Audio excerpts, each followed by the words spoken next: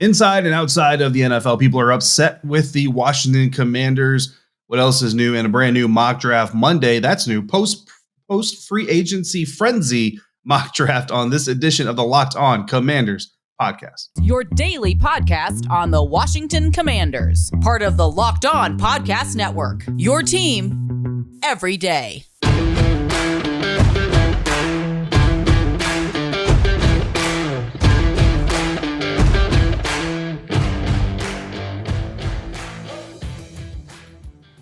Welcome in, Commanders fans, to the Locked On Commanders podcast, part of the Locked On Podcast Network, your team every day. We are your daily podcast covering the Washington Commanders, free and available on all platforms. And we thank you for making us your first listen of the day or your first view of the day if you are joining us over on YouTube. I am David Harrison, covering the Commanders for Sports Illustrated's Fan Nation, and my co-host Chris Russell, the Rooster, one half of the Russell and Medhurst show on the Team 980. Find Chris and Pete there Monday through Friday from 3 to 7 p.m. Eastern or anytime, along with this podcast on the Audacy app.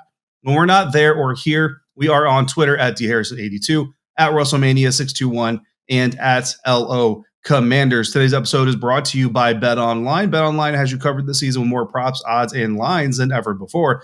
BetOnline, where the game starts. Chris, new name, same problems, only this time a major sponsor isn't threatening to drop the Commanders. They have actually dropped the Commanders, and Anheuser-Busch walking away from the drama and the congressional battling going on around this franchise. Yeah, so this came out on Friday night, David. Anheuser-Busch, for those that are somehow unaware, Budweiser, Bud Light, many other brands, right? It's not just Budweiser and not just Bud Light, many other brands surrounding the or under the Anheuser-Busch umbrella. So right. What we've learned about this so far is that they definitely have dropped the sponsorship. The team has acknowledged that. The team looks at this as not a punishment or not a loss, as a win, as an opportunity, as they said in a statement issued to many in the media on Friday night, an opportunity to pursue a new and exciting partnership or whatever they said. I think that's all BS, quite honestly, David. If I'm just going to shoot straight with you from the hip, which this audience deserves, I think that's all BS. I think everybody else thinks that's BS.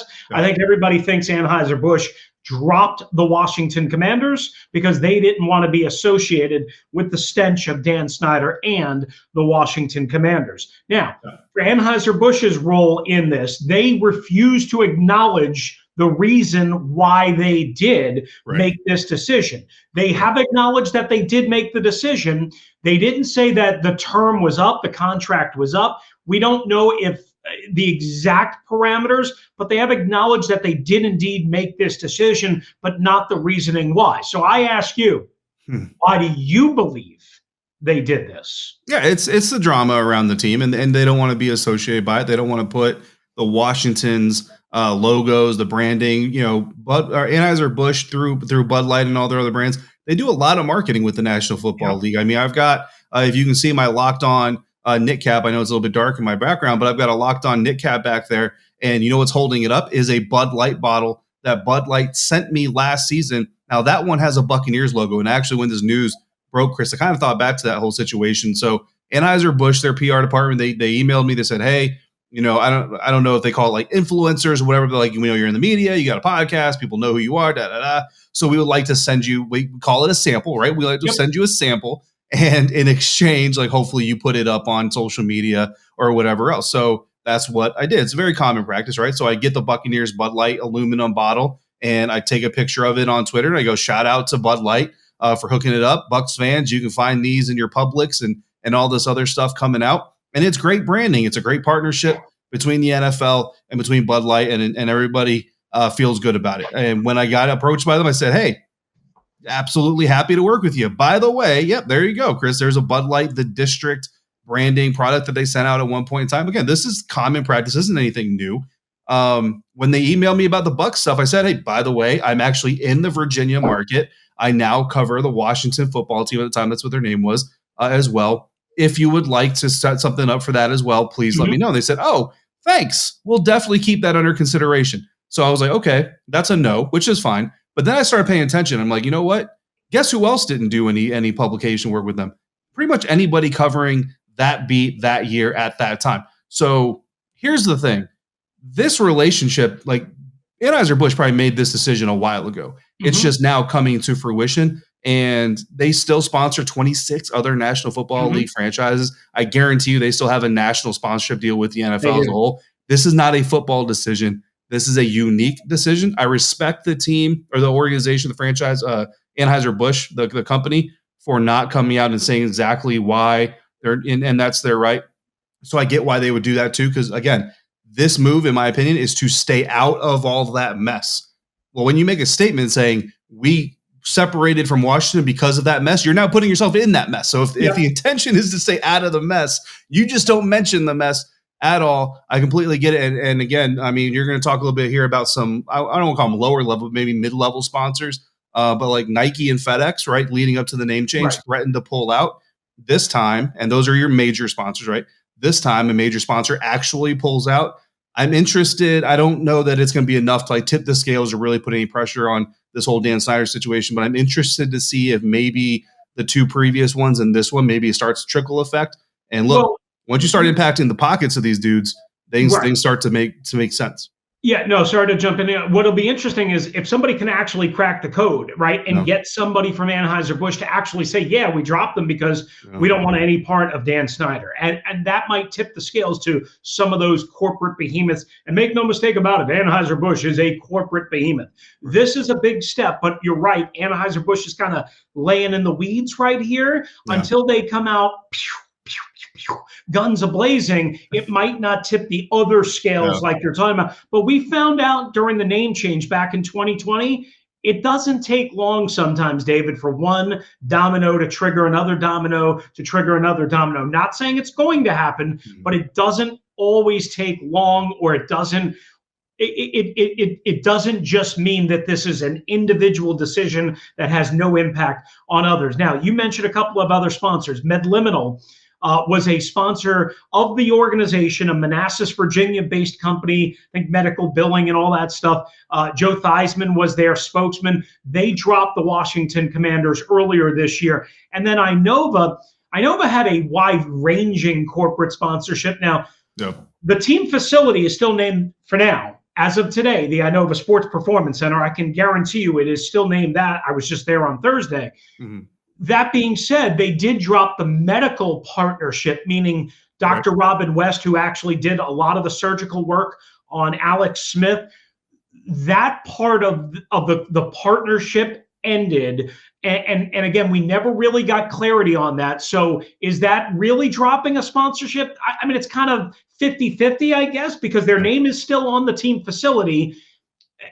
So, you want to say 2.5 companies, 2.5 brands have dropped whatever it is, David. It doesn't matter what the actual number is. What matters is teams, and I should say what matters is a lot of people and corporations, because of the bad publicity, do not want to be associated more specifically with Dan Snyder than the Washington Commanders. And that could trigger a lot of things down the line here, and we should all keep that in mind. Absolutely, yeah. But Washington isn't just turning off sponsors these days. At least one opposing general manager also unhappy with the Commanders. We're going to talk about that here in a moment. But first, we got a question. Have you guys tried Built Puffs from Built.com, the Built Bar company, the best protein bar you will ever taste, protein bar that tastes like a candy bar? The Puffs are the first ever protein-infused marshmallow, which is interesting because they're fluffy, they're marshmallowy, and they're not just protein bar, they're a treat, and they're 100% covered in real chocolate with some amazing flavors like churro, coconut, marshmallow, banana, cream pie. Built Puffs could be your favorite new treat. All Built bars are covered in 100% real chocolate, including the Puffs, and they're low calorie, high protein. You can replace your candy bar with them because your average Built protein bar is going to have about 130 calories, 4 grams of sugar, 4 net carbs, and 17 grams of protein, while a candy bar is about 240 calories, 30 grams of sugar, and dozens of net carbs. At Built Bar, they're all about the taste. They make it taste delicious. Then they figure out how to make it healthy, and they make it work. So go to Built.com, use the promo code LOCK15. You'll get 15% off your next order. Maybe a mixed box of Built Puffs. Get a little bit of a lot of flavors. Again, use that promo code LOCK15, 15% off at Built.com. All right, thanks again for Washington Commanders fans for making us your first listen and watch. If you're watching us on YouTube of the day, now make sure you're following Locked On NFL. Locked On experts covering the biggest stories around the National Football League every Monday through Friday in less than 30 minutes. It's free and available wherever you get your podcasts. Along with David Harrison at dharrison82. Make sure you check out David's work on SI.com's Fan Nation. I'm Chris Russell. And we are with you, of course. Check out LO Commanders on Twitter, at LO Commanders on Twitter, where you can get the podcast and news and information, as well at dharrison82, at WrestleMania621. So, David, also on Friday afternoon, as I'm trying to watch the NCAA tournament, right? Quite honestly, I'm allowed not to think about the Commanders for a minute, an hour, 5 minutes, whatever.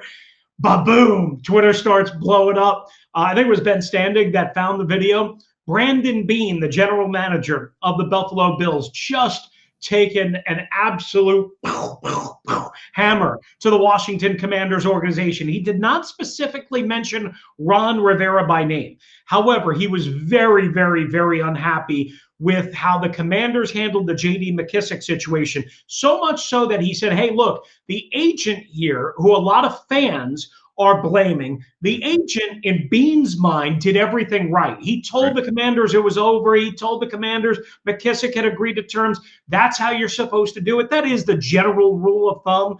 All of that stuff, as far as I know. But ultimately, until a player signs on the dotted line, he is still a free agent in this particular case. And that's exactly what happened with J.D. McKissic. So long story short, before I ask you about the long-term effect, is this a big deal in your mind, considering that another agent, I should say an agent, earlier last week went after the Washington Commanders organization on behalf of Matt Ioannidis, very upset about what Rob Rogers and the team told him at the Combine. Is this a big deal or no real big deal in your mind?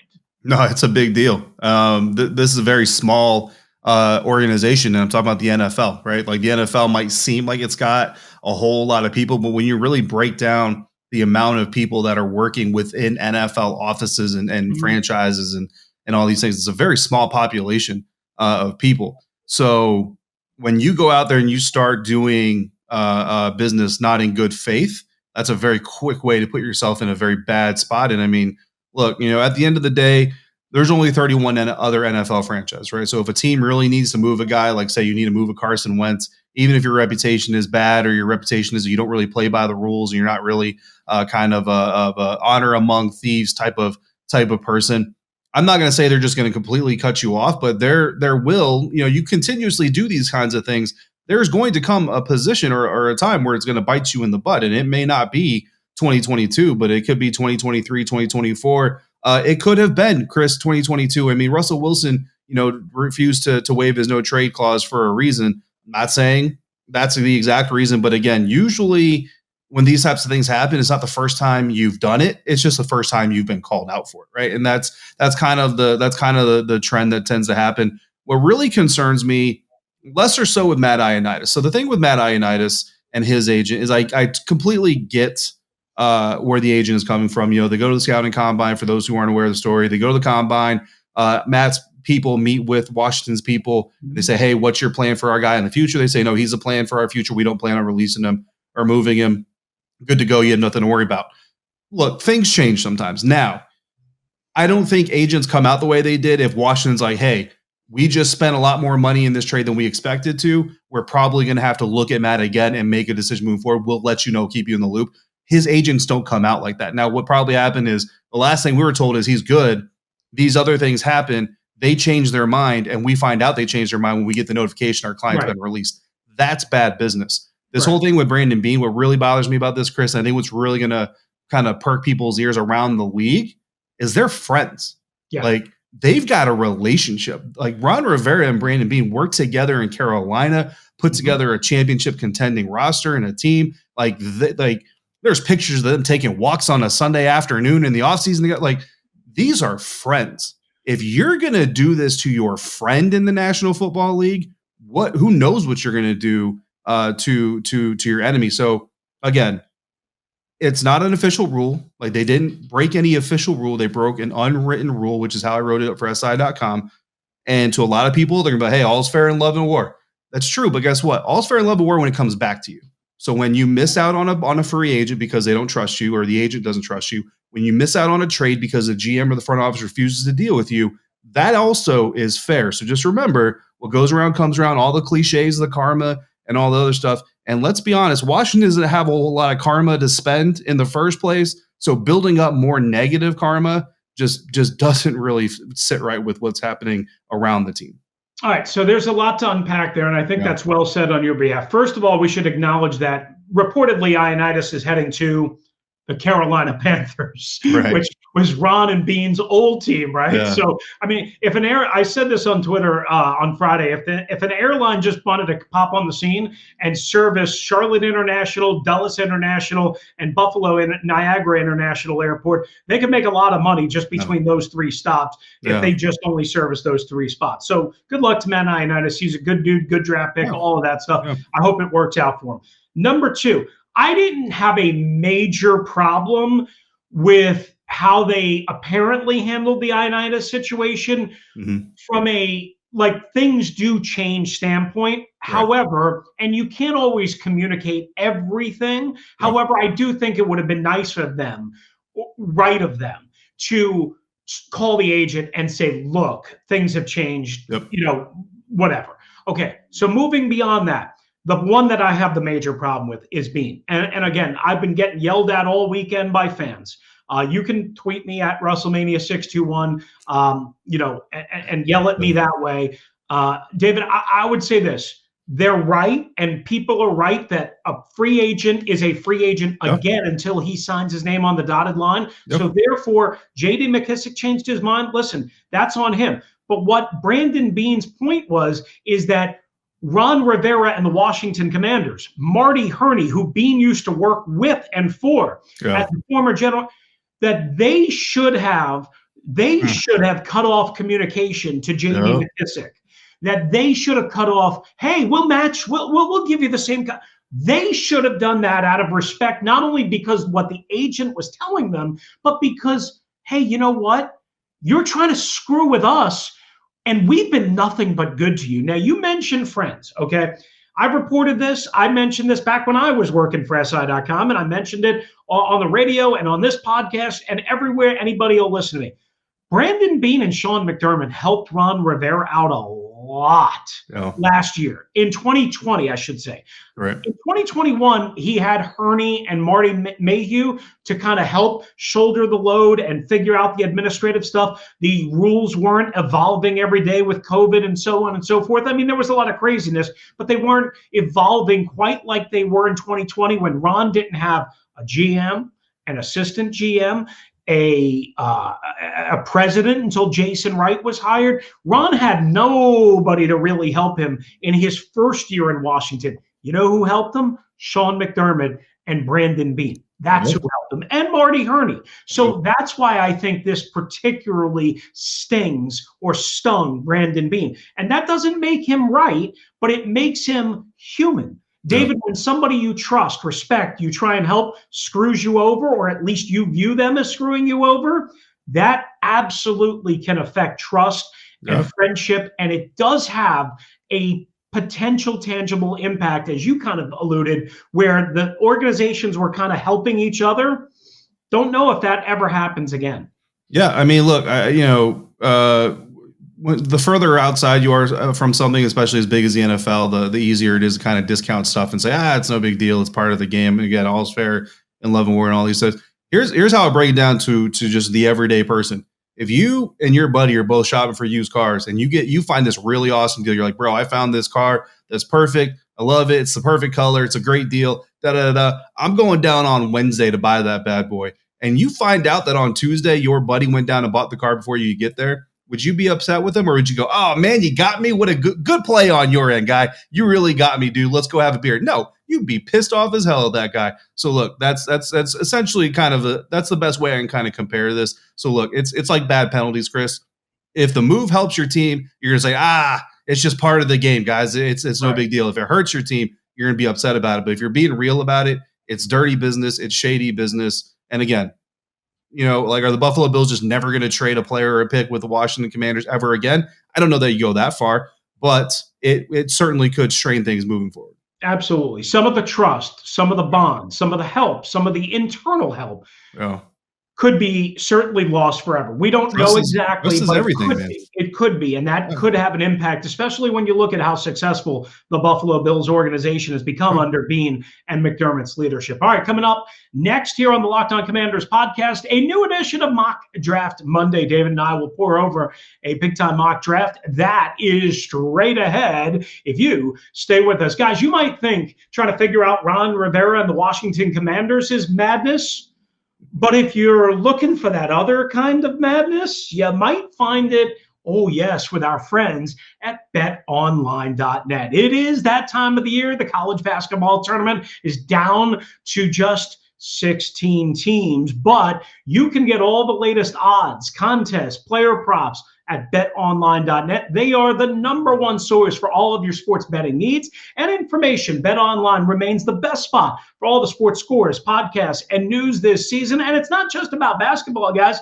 No. You can get in on live betting. You can get in on Vegas casino games, the NHL, NBA, baseball's coming back, all sorts of things. Head to the website today. Again, betonline.net. Use your mobile device to learn more about the trends in action at BetOnline, where the game starts.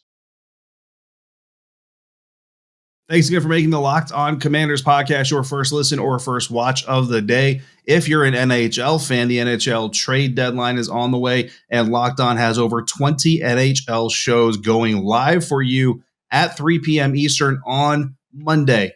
Find your favorite NHL teams Locked On podcast on YouTube. One more segment here, Mock Draft Monday on the Locked On Commanders podcast. David Harrison and Chris Russell on Twitter at RussellMania621. Find me at DHarrison82. Find the show at LO Commanders. And Chris, today's mock draft is coming courtesy of PFF and writer Michael Renner. His top 5 in his latest post-free agency frenzy, at least the first wave of free agency frenzy. Surprisingly enough, Tyrann Mathieu still unsigned after the first wave of free agency.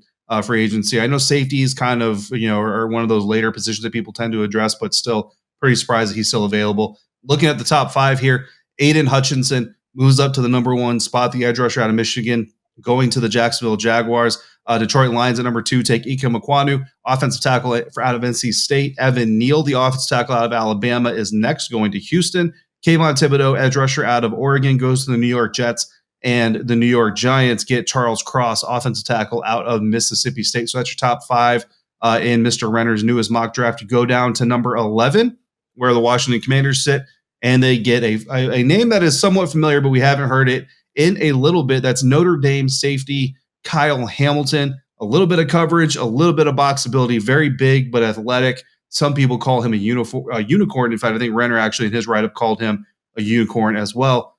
Chris, the team's moving on from Landon Collins. You still have Cam Curl. They re-signed Bobby McCain. What do you think about adding young Mr. Hamilton to the mix at number 11?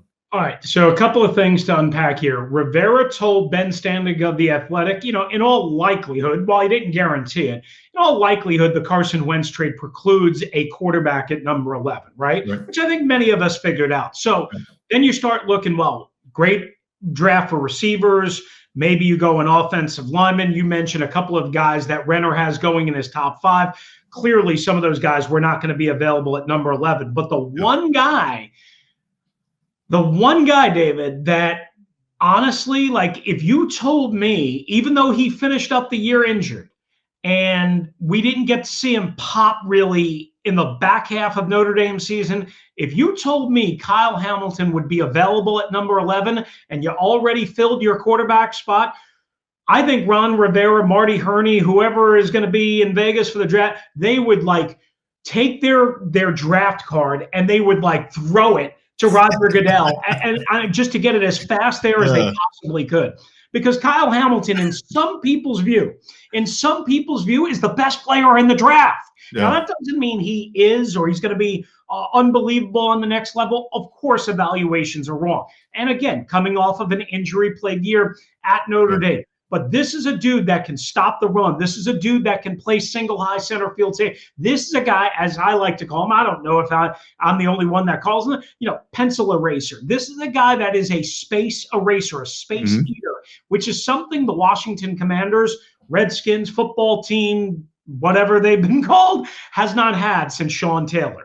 And we all know how, unfortunately, that ended and the struggles to find that since then. So I think if he's there somehow at number 11, which I do not believe he's going to be, they would, again, throw their draft card up to Raj. Where's the draft? In Vegas, right? I think in Vegas, yeah. I think they would, find you know how at the Venetian they have like a canoe that you can take a ride in, right? Gondola, right? I think they would find like a jet boat and just right to Roger Goodell so that they could get it there as fast as they could. Look, if they're going to throw the card up there, let's have Carson Wentz throw the card, and let's have Terry McLaurin get it for the league so we can see. Let's get a sneak preview of how that connection is going to work out. Hopefully, it's not a bad throw. Hopefully, or else we're going to talk about that for the next 5 months until the season gets here. Listen, I agree with everything you said. Kyle Hamilton, I don't know that I would call him a unicorn in the sense that anytime you say unicorn, you go back to Kristaps Porzingis, and anytime you say the word unicorn, you're expecting this like transcendent player who's going to completely change the game.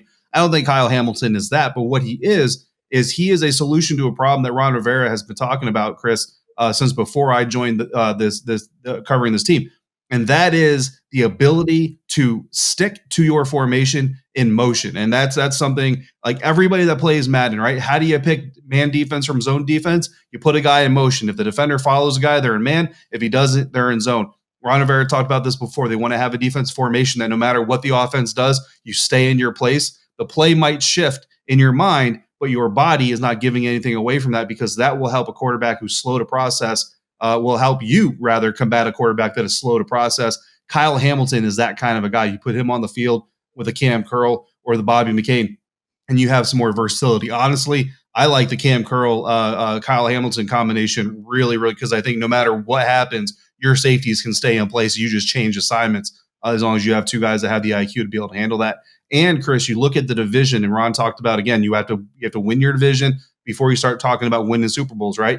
Well, the Washington Commanders, like it or not, they're behind two teams. They're behind the Dallas Cowboys, who really like to throw the ball and lean on Dak Prescott, and you're behind the Philadelphia Eagles, who really like to run the ball and live on Jalen Hurts' legs. So you got to beat a team. You got to leapfrog a team that likes to use their legs, and you got to beat another team that likes to use their arm. How do you do that? Versatile safeties. Bobby McCain, not very valuable in helping you stop the Philadelphia Eagles. It just is what it is. Cam Curl, a little bit of a liability when it comes to stopping the Dallas Cowboys. Kyle Hamilton can play every single snap against both of those teams. That's why he makes a lot of sense in this position. Yeah, you can play a Buffalo nickel package, and which is basically what they were doing with Landon Collins down the stretch. There's a lot of versatility there. Real quickly, Renner also adds that with the 47th pick, Washington would take, in his eyes, Kyler Gordon, a cornerback out of Washington. The need there is clear. It's a passing league, as you just illustrated, for most part, and you always need help. Plus, Danny Johnson is still a free agent as we record this, so that is important to note. And also just another part of it, remember Washington making that trade, of course, with Indianapolis for Carson Wentz, surrendering the third-round pick and switching second-round picks. Desmond Ridder, the pick at Washington's original spot, number 42, the quarterback from Cincinnati, and Tariq Woolen, who ran like a 4.21 or whatever he ran from UTSA, again, a corner at number 73. All right, more mock draft, more talk about the draft as free agency starts to simmer down, David. We will have that for you throughout the week. All right, guys, thanks for making the Locked On Commanders podcast your first listen and watch. If you're listening and watching on YouTube, we appreciate you. Now make your second listen, watch the Locked On NFL Draft podcast. Ryan Tracy, former NFL corner, Eric Crocker bring the NFL Draft to life each and every day with insight and analysis on college football prospects and NFL front offices. It's free and available wherever you get your podcast. We'll be back with another edition in a short time. Don't you go anywhere. More on the Carson Wentz divide. We've got a lot coming on that. If you have a question or topic you want to get in, and we have a couple of voicemails for you, but if you want to hop in on the voicemail line to get in on the next episode, dial us up, 301-615-3577. That's 301-615-3577. Or you can do it the email route. That is LockedOnWashingtonCommanders@gmail.com. For David Harrison, who's covering covering the Washington Commanders for SI.com's Fan Nation. I'm Chris Russell, one half of the Russell and Medhurst show on the flagship station for the Washington Commanders, the Team 980 and the Audacy app. Again, if you're out and about, please be safe. Don't drive like a maniac. Be kind to one another. And thank you as always for joining us right here on the Locked On Commanders podcast.